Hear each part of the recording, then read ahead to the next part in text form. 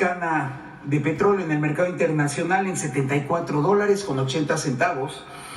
Y luego tuvimos también en ese periodo el precio promedio por litro de la gasolina regular en $23.56, la gasolina premium en $25.37 y el diésel en $25.20. En el tema de los incentivos fiscales, para esta semana únicamente la gasolina regular tendrá un incentivo de 12.7%. En el tema de los indicadores de ganancia por marca, esto es por franquicias a nivel nacional, las marcas más caras y las más baratas, nos encontramos en este periodo una vez más con Arco, Chevron y Redco como las marcas más caras en el país, y tenemos a Orsan, G500 y Total como las aliadas de los consumidores. Esto es las marcas más baratas para este periodo del 22 al 28 de abril. Pasando ahora por regiones y por tipo de combustible, tenemos ahora que en el caso de la gasolina regular, una vez más, tenemos a Oxogas en San Pedro Garza García, Nuevo León, con el precio por litro promedio en $26.83, $5.51 de indicador de ganancia, muy por arriba de otros casos con precios bastante elevados. Sin embargo, nos encontramos también para este mismo tipo de combustible, una vez más, franquicia móvil, servicio Calimaya, en Calimaya, precisamente, Estado de México, con el litro de regular en $21.90. Como vemos, únicamente 33 centavos de ganancia y además un muy buen precio. Tenemos otros casos importantes, por ejemplo, ahí cerquita de San Pedro Garza García, ahí a unos cuantos kilómetros, si no es que una calle de distancia, Petrolite en Monterrey, Nuevo León, tuvimos un precio de 22.29 centavos, en Veracruz 21.99, Full Gas en Tuxtla Gutiérrez $22.39, Móvil en Celaya, Guanajuato $22.55. Como les menciono, precios bastante accesibles en todo el país en el caso de la regular. En el caso del combustible del tipo premium, de mayor octanaje, una vez más tenemos a Oxogas allá en San Nicolás de los Garza, Nuevo León, también ahí muy cerquita, el litro promedio de la premium en $27.98, un indicador de ganancia de $4.50. Con estos datos que nos proporciona la Secretaría de Energía. Y en contraste, por ejemplo, en el caso de la premium, insisto, Orsan, allá en Coatzacoalcos, Veracruz, estaciones de servicio Auto SADCB, solamente $23.18 el litro de la premium, ni decir de la ganancia de este proveedor, solamente 19 centavos. Casos importantes también en la premium, con precios alrededor de los $23.50, por ejemplo en Yucatán, en Chiapas, Tamaulipas e Hidalgo, y como les repito, a lo largo y ancho del país. En el caso del diésel, pasamos ahora al caso de Gogas, Espada Flamante SADCB en Solidaridad, Quintana Roo, con el litro a $27.28 en promedio, y desde luego seguiremos atentos con estos precios en todas las regiones, porque nos encontramos una vez más también en diésel, una franquicia de Móvil, GasCap SADCB, en Mexicalcingo, Estado de México, con un precio, fíjense la diferencia, de $23.59, únicamente 69 centavos de ganancia. Y vean, como les mencionaba, por ejemplo, insistimos en el caso de Nuevo León, en Apodaca, sí es posible dar buenos precios, $23.79 el litro de diésel. Y casos similares también en Yucatán, Veracruz, Chihuahua, Chiapas, entre otros lugares. Pasamos ahora al tema de las verificaciones. Entre el 26 de abril y el 2 de mayo atendimos 239 denuncias, principalmente recibidas a través de la litro por litro. Realizamos 273 verificaciones y o visitas de constatación. Una gasolinera se negó a ser verificada en el estado de Veracruz, donde sin duda volveremos probablemente con el apoyo de la Guardia Nacional, y 2 gasolineras se presentaron con irregularidades en dar litros de a litro, una en el Estado de México, una en el Estado de Chihuahua. Pasamos ahora a quién es quién en los precios del gas LP, y vale la pena comentar, como ya hemos insistido en ocasiones anteriores, que es un mercado, como lo hemos visto, muy estable en general.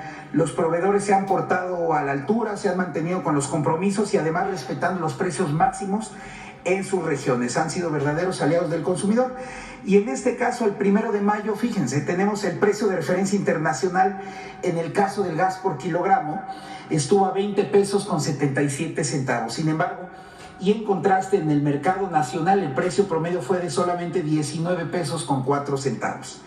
En el caso del gas por litro, en el mercado internacional estuvo a 11 pesos con 26 centavos el litro, esto ya convertido a litros y a pesos, y en el mercado nacional a 10 pesos con 27 centavos.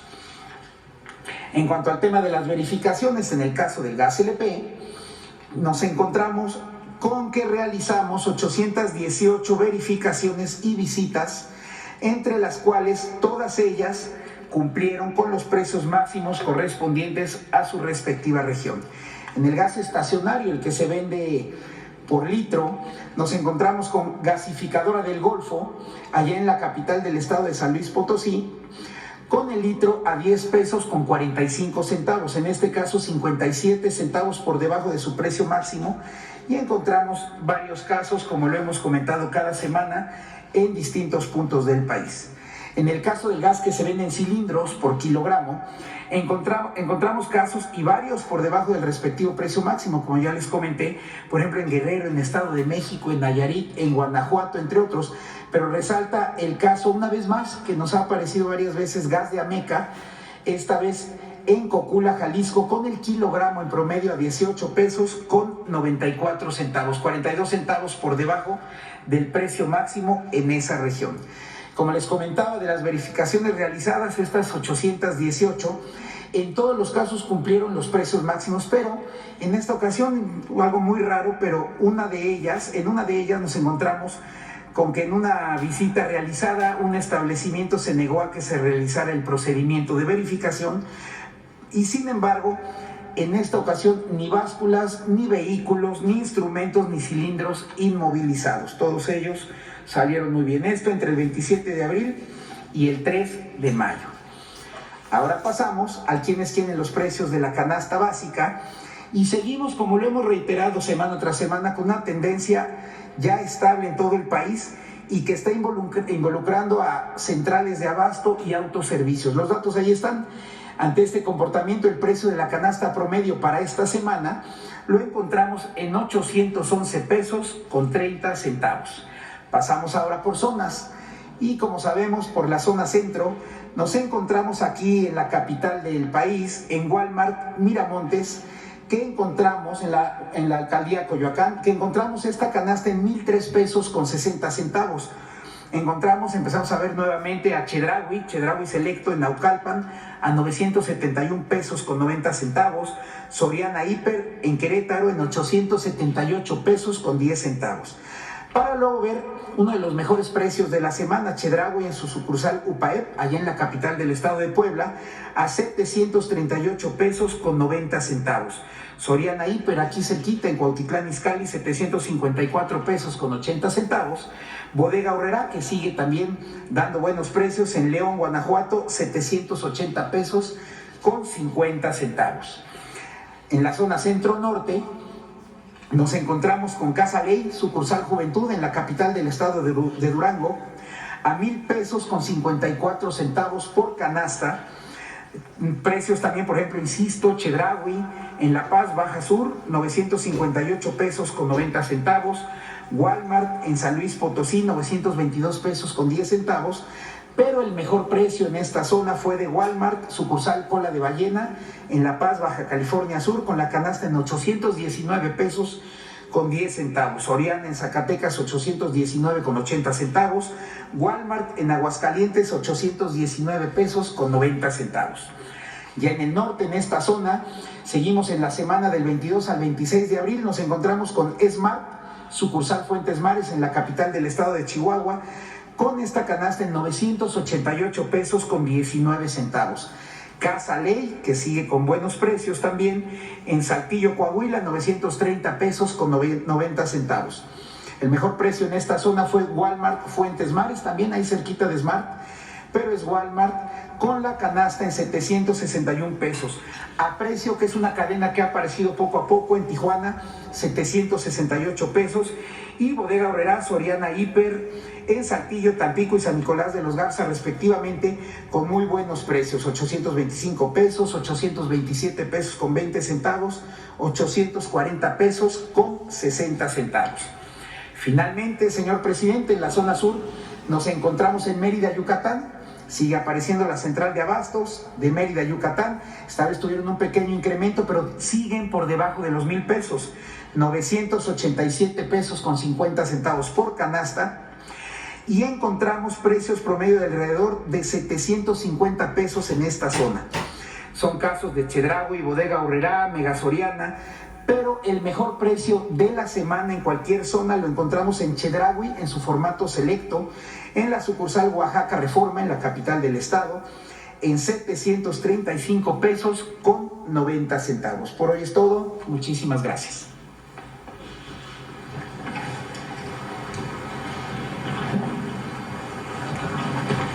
Nada más, si se dan cuenta, Oxxo sigue vendiendo la gasolina muy cara. De modo que los consumidores tienen la palabra. No es posible que estén ganando, a pesar del subsidio, 5 pesos por litro. Así es, ¿no? Promedio. Y ya llevan tiempo así. Esto en la zona de Monterrey. Hay que hablar con los dueños de Oxxo, pedirles que vean esto y no tienen que haber sanciones, ni vamos a regular precios, ni nada por el estilo, pero que no se pasen. Entonces que hable con ellos para pedirles, ¿no? Sí. Porque los otros prestadores de servicio pues tienen utilidades, pero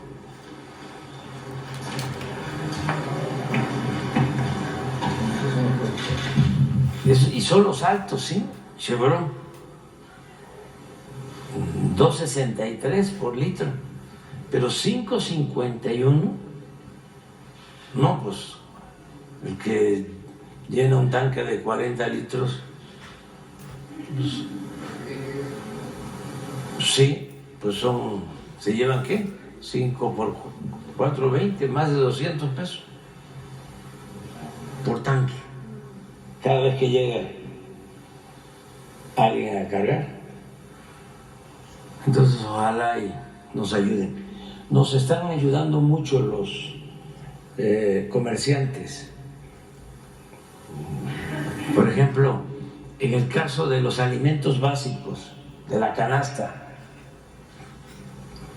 de los 24 productos, tenemos un pacto, un acuerdo de 24 productos. Empezamos con 1,039 pesos la canasta básica. Y miren, Chedraui, Puebla, 738 pesos. Y así Soriana y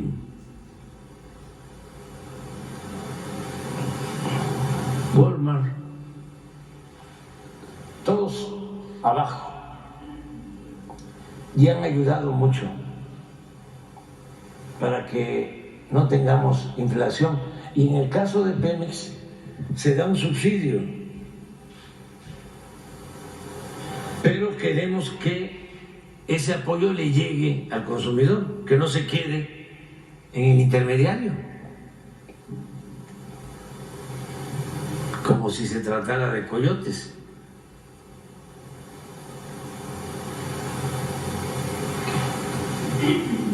Pero en fin, vamos bien. Ahora te toca.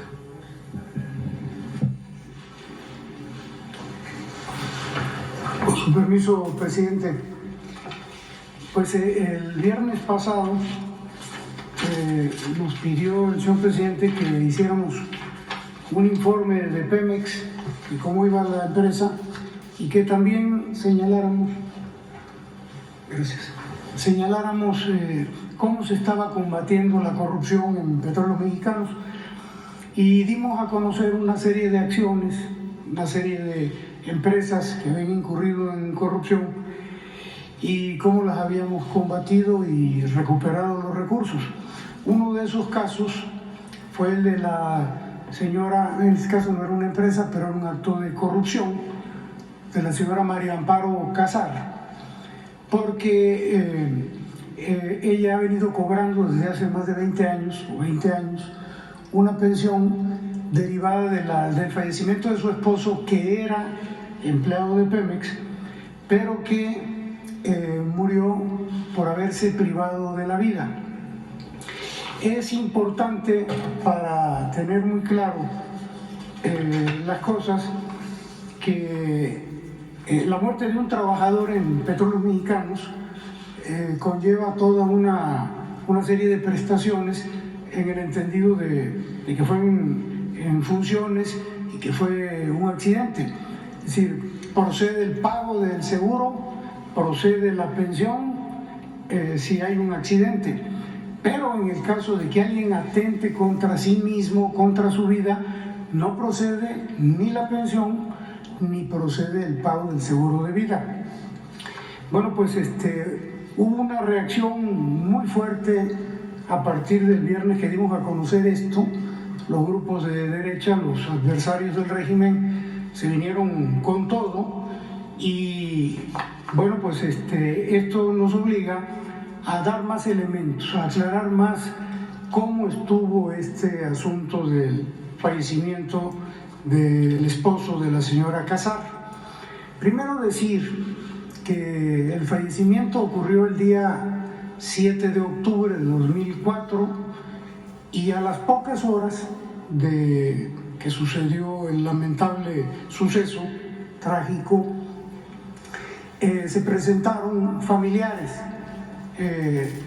dos cuñados del señor Márquez Padilla, quien falleció, y su hermano. Entonces se presentó el señor Juan Rebolledo Gout, cuñado del señor Márquez Padilla. Se presentó José Ignacio Casar Pérez, hermano, también cuñado de él, del finado, hermano de la señora Casar. Y se presentó Federico Javier Márquez Padilla, hermano del finado. Love what you find. Only at Total Wine & More. Y hubo conocimiento de todo el proceso prácticamente a las pocas horas de que sucedió el asunto. El viernes pasado yo escuché, pero además fue en muchos programas de radio, que la señora Casar señaló que ella pasaba de víctima a victimaria, que ella había sido la víctima de todo esto, y que se estaba enterando de que la muerte del señor Márquez Padilla obedecía a suicidio. Bueno, pues yo creo que empezaríamos a aclarar, primero dando unos datos adicionales. El señor Márquez Padilla entró el día 1 de junio de 2004.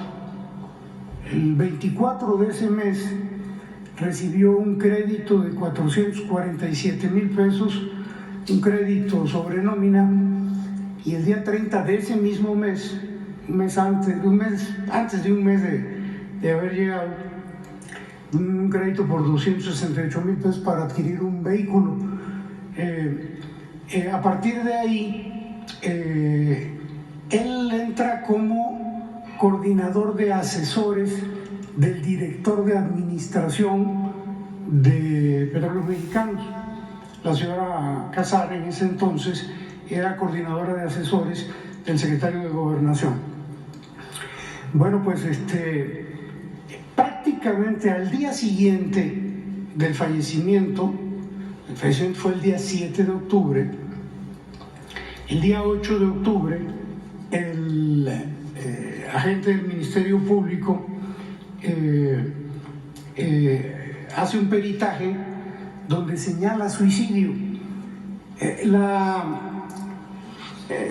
investigación se abre por homicidio, pero ya al día siguiente ya hay evidencias del perito de que se pudo haber tratado de un suicidio. De manera que esto da pie a una investigación que se lleva aproximadamente 4 o 5 meses.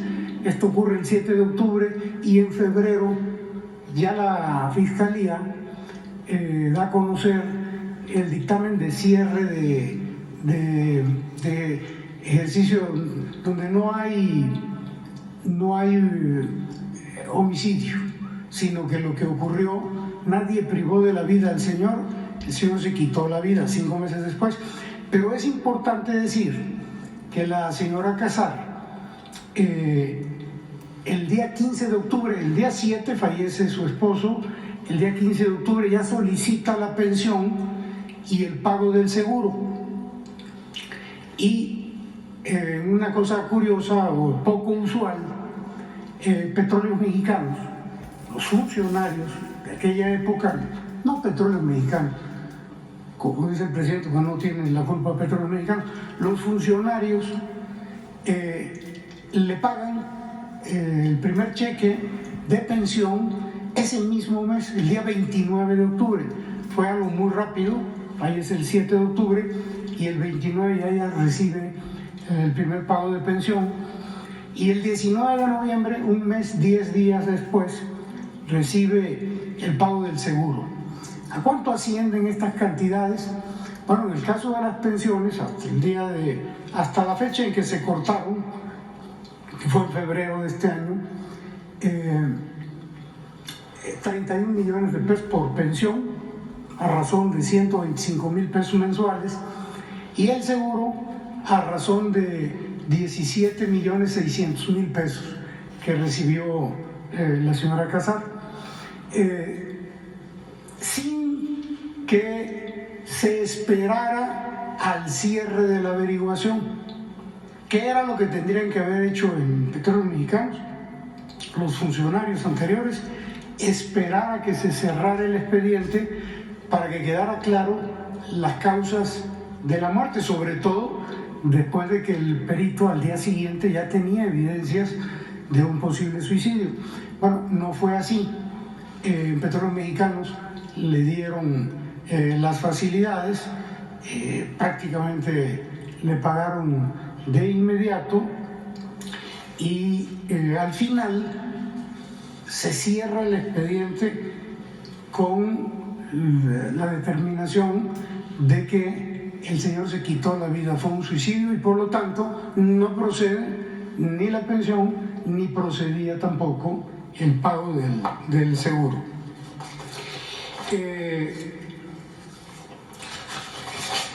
El otro dato que es importante señalar aquí es de que en esta andanada que se dio de parte de los grupos adversarios de este régimen conservadores, fue de que se habían violado los derechos de la familia porque se habían dado a conocer.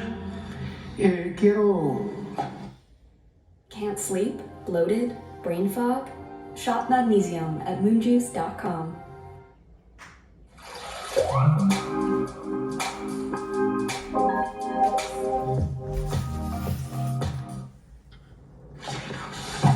Leerles